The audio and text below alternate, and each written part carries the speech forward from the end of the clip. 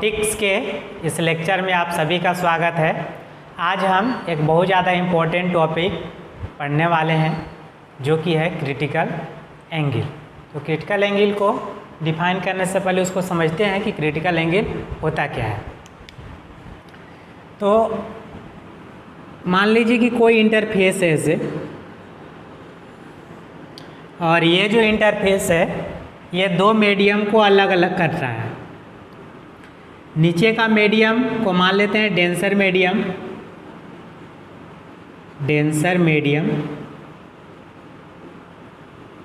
और ऊपर का मीडियम को मान लेते हैं रेरर मीडियम।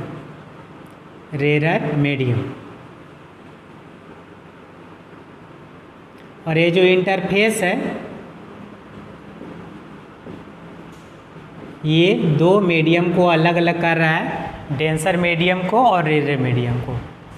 आपको यहाँ पास सोर्स ऑफ लाइट है, इसको डेंसर को थोड़ा अलग दिखाने के लिए इस तरह से हम कर देते हैं। अब मान लीजिए कि इधर कोई सोर्स ऑफ लाइट है, मतलब यहाँ से कोई लाइट यहाँ से निकलेगा, तो ये लाइट यहाँ पास इस तरह से ऐसे गया, इंसिडेंट किया। अब यहाँ पर चूँकि यह रे डेंसर से रेरर की ओर जा रहा है, तो इस रे का किस तरह से ये आगे इसका रास्ता बेंड करेगा वो जानने के लिए हम लोग यहाँ पास नॉर्मल खींच लेते हैं। तो ये मान लीजिए कि इस जगह पास ये नॉर्मल है, तो नॉर्मल है यहाँ पास, तो ये जितना एंगल होगा उससे ये एंगल ज़्यादा होगा। डेट इज यहाँ पास एंगल ऑफ इंसिडेंस वो कम होगा और एंगल ऑफ रिफ्रैक्शन ज़्यादा होगा, क्योंकि रे जो है वो डेंसर मीडियम से रेरर मीडियम को जा रहा है। तो उसका रिजल्ट ये होगा कि रे जो होगा वो इस तरह से ऐसे बेंड करेगा। ये हो गया एंगल ऑफ रिफ्रैक्शन, मान लेते हैं ये आर है, और यहाँ एंगल ऑफ इंसिडेंस है आई। तो R is greater than I, angle of refraction is greater than angle of incidence whenever a ray goes from denser medium to rarer medium. अब करते क्या है कि थोड़ा यहाँ पर आप ध्यान से आप सोचिए कि यदि हम आई को बढ़ाएं तो आर भी बढ़ेगा, चूँकि आर ग्रेटर देन आई होगा। तो यहाँ पास ये एंगल ऑफ रिफ्रैक्शन है। तो यदि हम कोई रे ऐसा कंसिडर करें कि कोई रे इधर से ऐसे जाता, मतलब ऐसे मान लीजिए कि यहाँ पास इधर पर एक रे मान लेते हैं दूसरा, कि ये कोई रे है और यहाँ पास चलिए यहीं पास कंसिडर कर लेते हैं। यहाँ पास यदि आई को हम बढ़ाएं तो आर भी बढ़ेगा। तो एक ऐसा आई पॉसिबल है जिस आई पर ये आर जो हो जाएगा वह ये एंगल बढ़ते, मतलब यहाँ पास कर क्या रहे हैं कि इस आई को बढ़ा रहे हैं, मतलब रे कुछ इस तरह से होगा। तो रे जब ऐसे होगा तो ये आई बढ़ गया, तो आई बढ़ गया तो आर भी बढ़ेगा। तो आर बढ़ने का मतलब यहाँ पास इस तरह से ऐसे रे जाएगा। और यदि और कुछ हम लोग यहाँ पास एंगल को बढ़ा दें ऐसे, तो और आई बढ़ेगा और आर बढ़ेगा। और एक ऐसा भी हो सकता है कि एक सर्टेन वैल्यू ऑफ आई के लिए आर का वैल्यू ये हो जाए कितना डिग्री, तो ये 90 डिग्री हो जाएगा। तो एक ऐसा एंगल ऑफ इंसिडेंस जिसके लिए आर का value that is angle of refraction 90 degree हो जाए, तो उस आई को आई ना कहकर उसे हम लोग बोलेंगे आई सी, डेट इज क्रिटिकल एंगल। तो क्रिटिकल एंगल है क्या? तो क्रिटिकल एंगल एक तरह का एंगल ऑफ इंसिडेंस है, और ये ऐसा एंगल ऑफ इंसिडेंस है जिस एंगल ऑफ इंसिडेंस के लिए एंगल ऑफ रिफ्रैक्शन कितना होता है, तो 90 डिग्री। तो क्रिटिकल एंगल के बारे में हम ऐसे बोलेंगे कि जब भी कोई रे डेंसर मीडियम से रेरर मीडियम की ओर जाती है और उसका एंगल ऑफ रिफ्रैक्शन 90 डिग्री हो जाता है तो उस एंगल ऑफ इंसिडेंस को हम लोग बोलेंगे क्रिटिकल एंगल। अब इसी को डिफाइन किया गया है कि व्हेन द लाइट रेज, जब कोई लाइट रेज गो जाता है from denser medium to rarer medium, किधर से किधर, तो डेंसर मीडियम से रेरर मीडियम की ओर, देन एंगल ऑफ इंसिडेंस, तब वह angle of incidence for which, जिसके लिए the angle of refraction is 90 degree.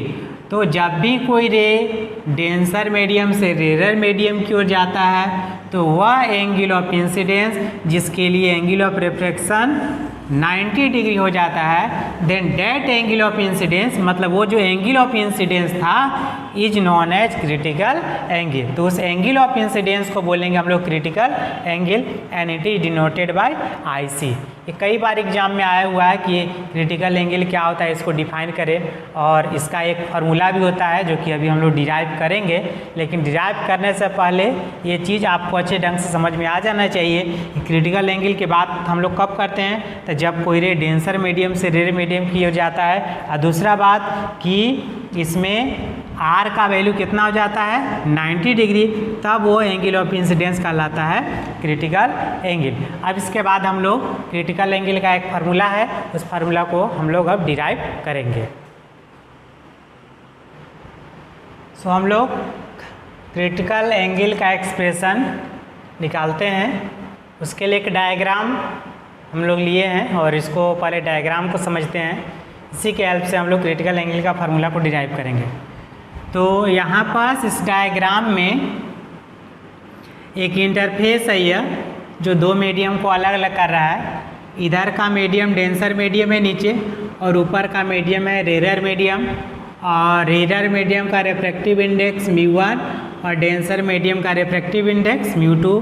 यहाँ कोई सोर्स ऑफ लाइट है और यहाँ से लाइट इस तरह से ऐसे निकला, और यहाँ पास जो इंसिडेंट किया है यहाँ पास, तो यहाँ पर इसका कुछ एंगल ऑफ इंसिडेंस होगा, और यह जो एंगल ऑफ इंसिडेंस को हम मान लिए IC, डेट इज यह जो एंगल ऑफ इंसिडेंस है वो क्रिटिकल एंगल के इक्वल है। और जब I क्रिटिकल एंगल के इक्वल हो जाएगा तो यहाँ पास एंगल ऑफ रिफ्रैक्शन हो जाएगा 90 डिग्री, इसलिए जो रे है वो इधर ऐसे जा रहा है, यहाँ पास इस तरह से ऐसे आया और इधर चला गया, तो यहाँ पास R का वैल्यू जो होगा वो हो जाएगा 90 डिग्री, और ये है नॉर्मल। तो यहाँ पास हम लोग लिखे हैं एक consider a ray of light, एक हम लोग लाइट का रे कंसीडर किए हैं, गोज फ्रॉम डेंसर मीडियम से ऑफ रिफ्रैक्टिव इंडेक्स μ2, जिसका रिफ्रैक्टिव इंडेक्स μ2 है, गोज मतलब वो जाता है to rarer medium of refractive index μ1। तो यहाँ पास एक लाइट रे है जो कि डेंसर मीडियम जिसका रिफ्रैक्टिव इंडेक्स μ2 है से रेरर मीडियम की ओर जाता है जिसका रिफ्रैक्टिव इंडेक्स है μ1। Here angle of incidence is equal to critical angle, यहाँ जो एंगल ऑफ इंसिडेंस है वो क्रिटिकल एंगल के इक्वल है, that is I is equal to IC है यहाँ पास। So angle of refraction will be 90 degree, इसलिए यहाँ पास एंगल ऑफ रिफ्रैक्शन जो होगा वो हो जाएगा 90 डिग्री। अब यहाँ पास क्या करेंगे कि इस जगह पर हम लोग रिफ्रैक्शन का जो रूल होता है वो जो स्नेल्स लॉ भी बोलते हैं, जो कि जनरली हम लोग लिखते हैं sin I by sin R is equal to μ2 by μ1, उसको हम लोग यहाँ पास अब अप्लाई करते हैं। सो अप्लाई करने से पहले I और R का वैल्यू लिख लेते हैं यहाँ पास। तो here I is equal to IC, यहाँ पर जो एंगल ऑफ इंसिडेंस है वह IC के इक्वल है, एंड जो एंगल ऑफ रिफ्रैक्शन है वह है 90 डिग्री। अब हम लोग अप्लाई करते हैं स्नेल्स लॉ।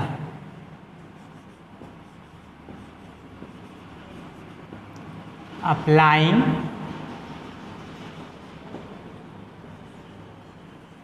Snell's law. अब स्नेल्स लॉ अप्लाई कर रहे हैं तो वहाँ पर स्नेल्स लॉ जो पहले जो हम लोग देखे थे स्नेल्स लॉ वो क्या था कि sin I by sin R is equal to mu two by mu one. और इसके साथ वो डायग्राम भी आप याद रखे होंगे कि डायग्राम क्या था। तो उसका डायग्राम इस तरह से था कि कोई रे आया और यहाँ पास ये नॉर्मल था, ये था आई, और ये इधर ऐसे चला गया तो ये था आर, और ये था म्यू वन और ये था म्यू टू। तो sine I by sine R, मतलब साइन यहाँ पास एंगल ऑफ इंसिडेंस लेना है divided by sine R, R का मतलब एंगल ऑफ रिफ्रैक्शन लेना है, is equal to mu two by mu one. Mu two मतलब कौन सा रिफ्रैक्टिव इंडेक्स, तो जिस मीडियम में लाइट जा रहा था जिसमें, उसका refractive index mu two, divided by जिस मीडियम से लाइट आ रहा था वो रिफ्रैक्टिव इंडेक्स म्यू वन, मतलब जिसमें लाइट गया वो रिफ्रैक्टिव इंडेक्स ऊपर और जिससे लाइट आया वो रिफ्रैक्टिव इंडेक्स नीचे। तो यहाँ पास हम लोग अप्लाई करते हैं Snell's law, applying Snell's law. So sine I के जगह पास I C divided by sine R के जगह पास 90 डिग्री, ये हो गया sine I by sine R is equal to mu two. Mu two मतलब वो मीडियम जिसमें लाइट जाएगा। तो ये जो लाइट जो है वो किस मीडियम क्यों जाता हुआ अपीयर हो रहा है, किस मीडियम में जा रहा है, तो ये म्यू वन में जाता, मतलब म्यू वन की ओर जा रहा है। और किससे आ रहा है, तो म्यू टू से। तो यहाँ पास ऊपर में वो मीडियम लेते हैं जिसमें लाइट जाता है, तो किस में जा रहा था, तो म्यू वन में, तो भी आ जाएगा म्यू वन डिवाइडेड बाय किससे लाइट आ रहा था, तो यहाँ पास म्यू वन से आ रहा था। इसमें देखिए किस में लाइट आ रहा, किससे लाइट आ रहा था, तो म्यू टू से, तो यहाँ पास आ जाएगा म्यू टू।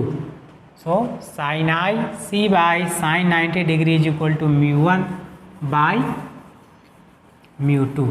अब यहाँ पास साइन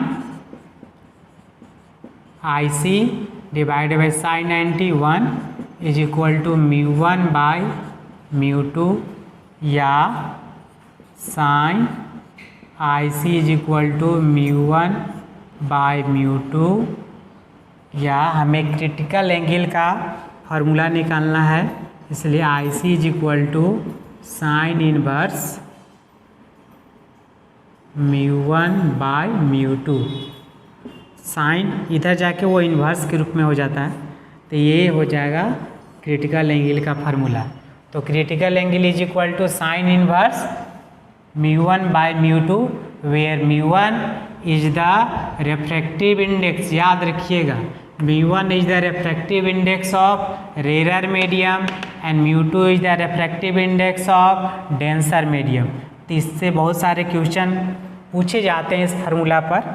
तो आप इस फार्मूला जब डिराइव करना होगा तो यहाँ तक डिराइव करेंगे, लेकिन अगर क्वेश्चन बनाने की बात आएगी तो हम इस फार्मूला से भी काम चला सकते हैं कि sine I C is equal to mu one by mu two, इसी को आप याद रखिएगा।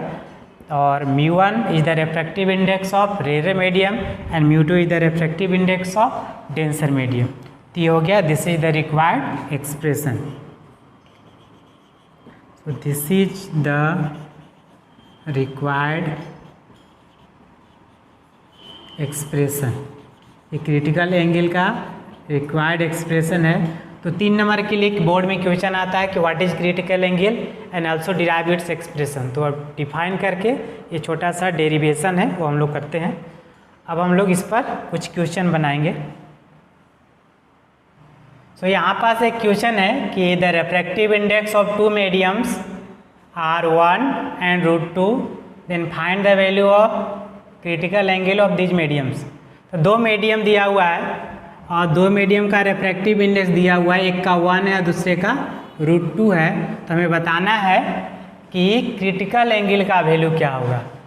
तो यहाँ पास इसका सॉल्यूशन हम लोग करते हैं, आप सॉल्यूशन खुद से भी कर सकते हैं, कर लीजिएगा। तो 2 मीडियम का रिफ्रैक्टिव इंडेक्स है 1 और √2 है। तो जो हम लोग फार्मूला जो निकाले हैं क्रिटिकल एंगल का वो आया है sine I C is equal to mu one by mu two. Mu one means refractive index of rare medium and mu two is the refractive index of denser medium.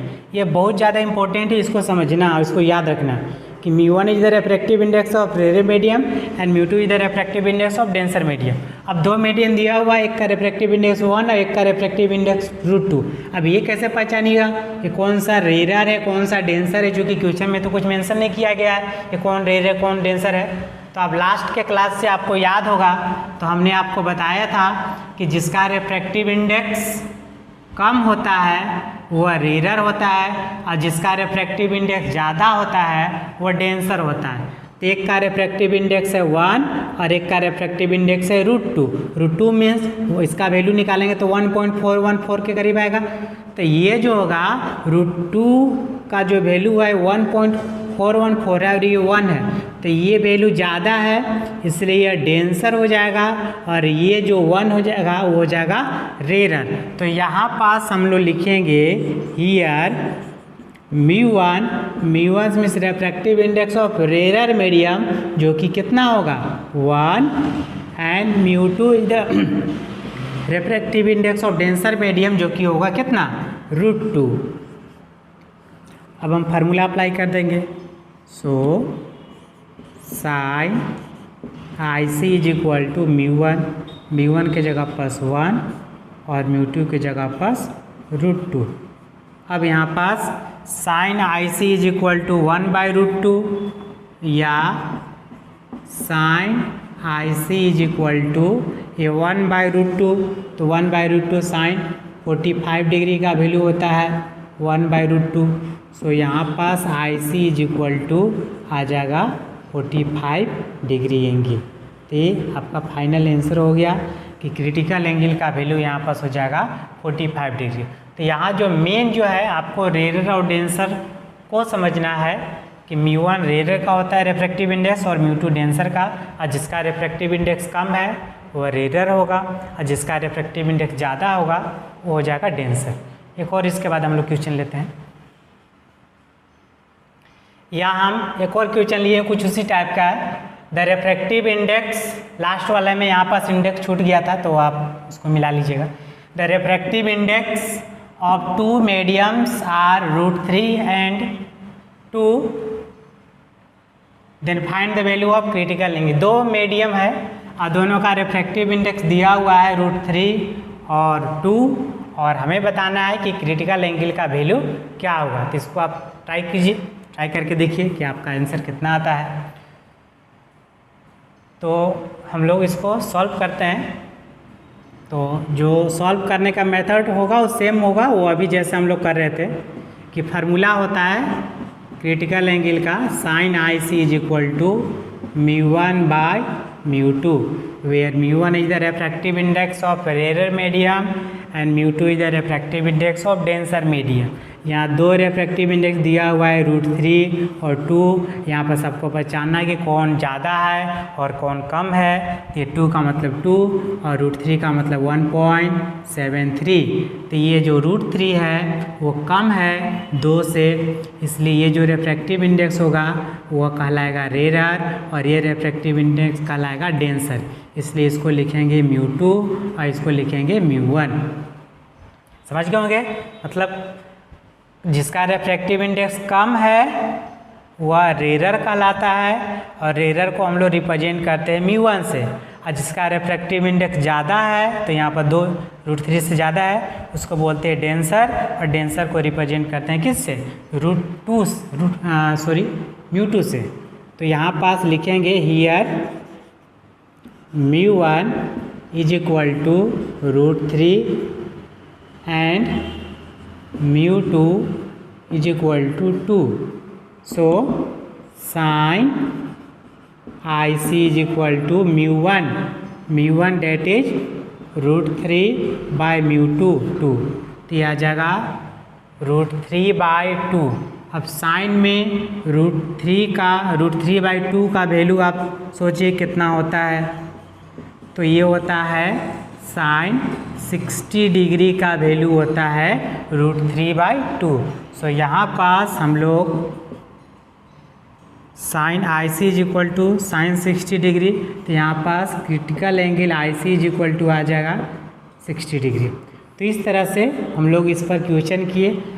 तो ऐसे बहुत सारे question और भी पॉसिबल है कि आप दो मीडियम दिया हुआ है और उसका रिफ्रैक्टिव इंडेक्स आपसे पूछा जाए कितना होगा, तो बस इस फार्मूला के हेल्प से हम उन दोनों मीडियम का रिफ्रैक्टिव इंडेक्स को लेकर उसका क्रिटिकल एंगल निकाल सकते हैं। तो ये मेन फार्मूला आपको याद रखना है कि sine I C is equal to μ1 by μ2 where μ1 is the refractive index of rare medium and μ2 is the refractive index of denser medium. तो आज के क्लास में हम लोग क्रिटिकल एंगल को डिफाइन किए, उसका एक्सप्रेशन निकाले और उस पर आधारित हम लोग क्वेश्चन किए। अब बाकी का नेक्स्ट जो टॉपिक होगा नेक्स्ट क्लास में पढ़ेंगे। इस क्लास के लिए डेट्स ऑल, थैंक यू।